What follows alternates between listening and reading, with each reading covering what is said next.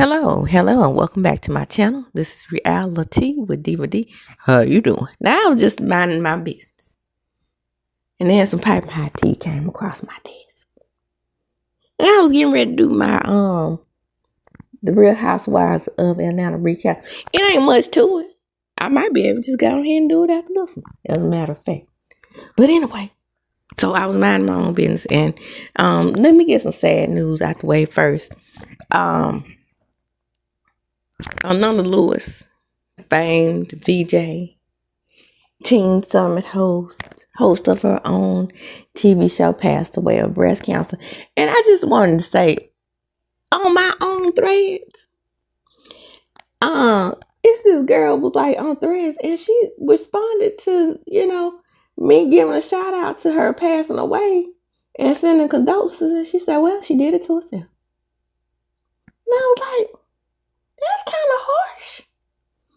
But we all know that she didn't believe in conventional treatments, right? So conventional treatments is like chemotherapy and radiation. So what do you do, right? You hear all these natural alternatives to medicine, and a lot of medicines are synthetic, right? So they come out the lab, and then sometimes they have a whole bunch of side effects. Which chemotherapy has huge side effects. You lose your hair. It makes you sick. Radiation, you actually burning your skin. I mean, let's keep it real. Now, my mother went through rounds of chemo. She had colon cancer, so the rest of her life she had chemo. I do suspect, and I want to believe this is true. Had she not did chemo for 6 years after her original diagnosis, it's just quite a possibility that we wouldn't have had her around as long as we did, in my opinion, because she was doing that chemo. And my mama, when I tell you my mama was a damn soldier with that shit, she probably she would have bloody noses and things of that nature. But as far as, letting it get down, let her get on down, never. I mean, hey, my mom was like a Mama Joyce, baby. She was still going to the Silver Star Casino and on a regular basis.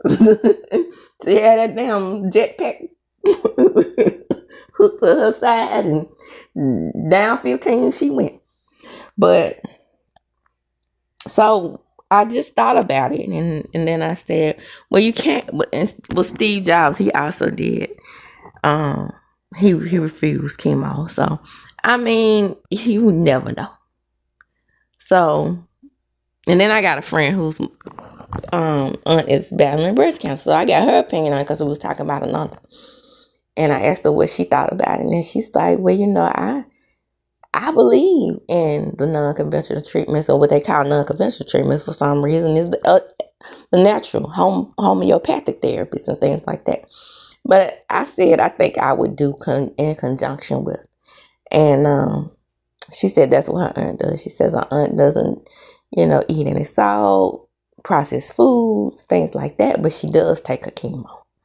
So, you never know. And Ananda leaves behind a son. So let's send out our deepest condolences to Ananda Lewis. And then I found out today that my mama's favorite chef passed away, Ann Barrow. And I used to call her because my mama used to love her cooking shows, baby. Between, as she say, her animal pictures and her cooking shows, Ann Barrow was one of the top 3.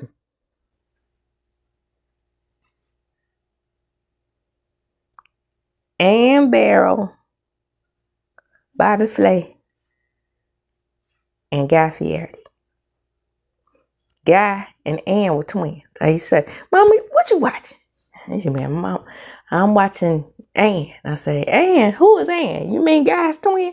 So I used to call, because they both had that shot back white hair. So I just called them twins, you know. I didn't even think they were. I don't think they were really related, but in my world, they were. And so, shout out to Ann and Ann's family. Deepest condolences to Ann Barrow. And let's get on into some paper hot tea on some lighter notes. Yeah, I was minding my own business. And so, like I was saying, I was minding my own business. And then I saw TMZ saying that Tyler Perry was being sued again, allegedly. And I said, hell, that ain't true. By who? Because I just know he learned his lesson from whatever went down between him and Christy Keith. Don't think I forgot about that. Because I don't hear nobody talking about that. But I will bring it up every time, ever so often, when they talk about Tyler Perry. Now, amazingly, most Afro-Negro males hate Tyler Perry. But all of a sudden, now Tyler Perry cannot be. Now, remember, everything is alleged in my opinion. Hit the like button, subscribe, and you'll be notified when I upload a video. But it's amazing to me that all of a sudden that Black American men are now backing Tyler Perry, the same Tyler Perry who they said has destroyed the Black family. Isn't that something? Boy, if it ain't one thing a Black man gonna do, he gonna hold up another Black man in his wrong. Shout out to my opinion. Shout out to facts to back up my opinion, though. Tom Massa, boy, Black people should be very rich with that trope. They are trying to take a Black man down. Diddy, Cosby, Robert, and now Tyler Perry. Now, what was Tyler Perry about to buy? Because, you know, Robert was about to get his masters, right? But Robert had already sold his master, so, you know, y'all don't talk about that. We can't have Robert got a bad deal selling his masters when he could have had $1 billion catalog like the Beatles, the one that Michael Jackson bought, right? But he couldn't read and write, so he sold it for pennies on a dollar. I think he only sold it for like $60 million. That ain't shit. Not for what it's worth. $60 million to me. Good. $60 million to a talent like Robert Kelly. Bad. So we had him. He was about to buy his masters. Then we have Cosby. He was about to buy NBC apparently. And what's Tyler Perry about to buy? The reason why the white man is about to take him down. Well, he's about to buy BET. That deal fell through. VH1. Netflix. Which one? Either way it goes, Tyler Perry is a billionaire, y'all. But Dale wants his dollar bills, y'all. Dollar bills, y'all. And let me just say this in Dale's defense. I believe him. Now, I cannot help. I'm the type of person that believes the victim first.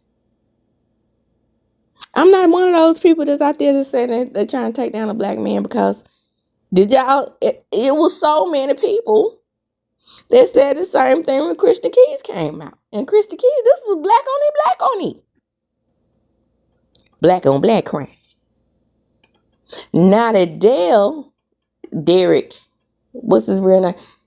Derek DIXON. Now that Dale, I can call him Dale because that's his name on the Oval/Ruthless.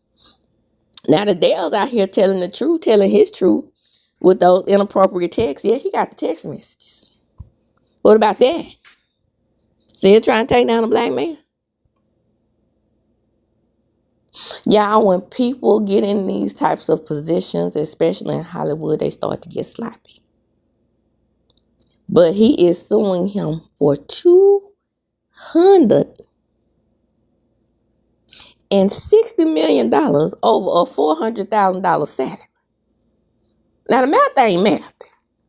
$400,000 in salary money he allowed, but you suing for $260.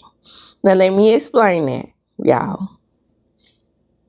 I've already told y'all that there's a difference between criminal lawsuits and civil lawsuits, but y'all still getting them confused. Then we have the fact that he is suing for $260. You always sue high. That way, if you decide to settle, you could settle on a number in the middle. So, for example, and then to properly compensate the lawyers. So he's probably suing for $260. If Tyler settles, he might settle for $70. But you know, the thing about it is, how about we just say to our black men, why don't we put them in the wrong and hold them accountable when they fucking wrong? Can we just start doing that in the press? Instead of blaming black women for taking black men down, it's always the black women. You heard about it then when Straw came out. And those of us who was giving honest critiques of Straw, I hadn't seen Straw, but you know, it looks like more trauma to me. And those of us who say, well, is he beyond reproach? No. Guys, if I can sit up, because I'm a movie critic, if I can sit up and critique white directors and producers, I can critique Tyler Perry. If I don't like a damn movie, I can say I don't like a damn movie. I don't have to like a damn movie just because a black man produced and directed and wrote it. And sometimes do a sloppy fucking job at it. Ashtray, bitch. Right? Now, where a lot of people hated Mel Cooper, I liked it. Was it campy? Yes. But I love campy. Plus, I like the paint scene, y'all. Sometimes that's all it takes for me to like a movie. The paint scene. The voice in black. Did everybody else hate it? Yes. Did I like it? Sure I did. But then again, my taste is very, very different when it comes to movies. I'm deeper than that. But do I see his misplaced continuity? Yes. Even if I do like a movie that he is doing, and the badass wigs, and the badass production, and the badass cinematography, do I notice all that? Yes. And I should be able to critique it when I see it. Because the word on the street is that Taraji was walking around sweating during the whole movie. Y'all, seriously though. Come on.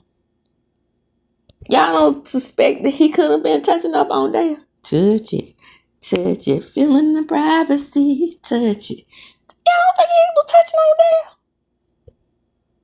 I think he could have possibly been touching on Dale. Well, let's let it play out. Remember, again, everything is alleged, and in my opinion, come on in, like, share, comment, and subscribe. Hit the notification bell button and you will be notified when I upload a video citing my sources.